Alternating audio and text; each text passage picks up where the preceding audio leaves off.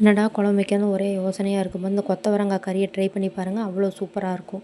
ஒரு கடாயில் ஆயில் சேர்த்துக்கலாங்க. ஆயில் சூடானதும் கடுகு போட்டு பொரிச்சுக்கலாங்க. 2 ஸ்பூன் கடலப்பருப்பு சேர்த்துக்கலாங்க. 3 பெரிய வெங்காயத்தை கட் பண்ணி இதில் சேர்த்துக்கலாங்க. நீங்கள் சின்ன வெங்காயம் வேணுனாலும் சேர்த்துக்கலாங்க. ஒரு கொத்து கருவேப்பிலை சேர்த்துக்கலாங்க. சேர்த்து நல்லா கோல்டன் ப்ரௌன் ஆகிற வரைக்கும் நல்லா வதக்கி விட்டுக்கலாங்க.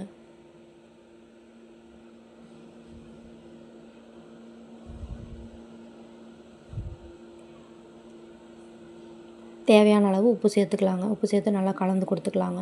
இப்போ 3 தக்காளி பழத்தை கட் பண்ணி இதில் சேர்த்துக்கலாங்க. தக்காளி பழம் நல்லா குழைய வெந்து வர வரைக்கும் நல்லா வதக்கி விட்டுக்கலாங்க. இப்போ இந்த ஸ்டேஜில் 1 ஸ்பூன் மஞ்சத்தூள், 2 ஸ்பூன் குழம்பு மிளகாய்த்தூள் சேர்த்துக்கலாங்க. இது செய்கிறது ரொம்பவே ஈஸிங்க. சுகர் பேஷண்ட்டுக்கு இது மாதிரி செஞ்சு கொடுத்து பாருங்கள், ரொம்பவே நல்லதுங்க.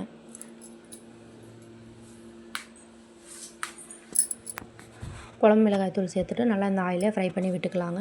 இப்போ வெட்டி வச்ச கொத்தவரங்காயை இதில் சேர்த்துக்கலாங்க. சேர்த்துட்டு ஒரு 5 நிமிஷம் இந்த ஆயிலே நல்லா வதக்கி விட்டுக்கலாங்க.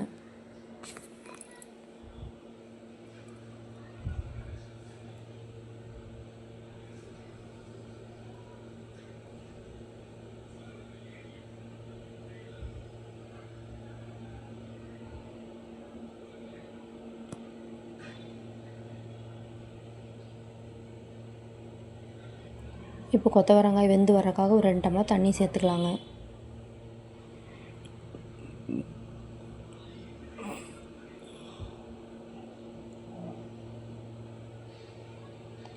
இப்போ 10 நிமிஷம் மூடி வச்சு குக் பண்ணிக்கலாங்க.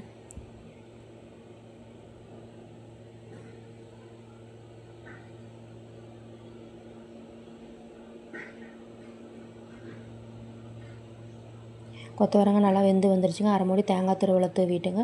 கொத்தமல்லி தழை தூவி இறக்கணும்னா சுட சுட கொத்தவரங்காய் கறி ரெடி ஆயிடுச்சுங்க.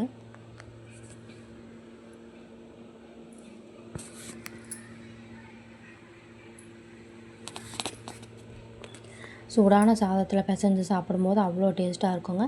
சப்பாத்தியோட வச்சு சாப்பிடும்போது வேறு லெவல் டேஸ்ட்டாக இருக்கும். கண்டிப்பாக ட்ரை பண்ணி பாருங்கள்.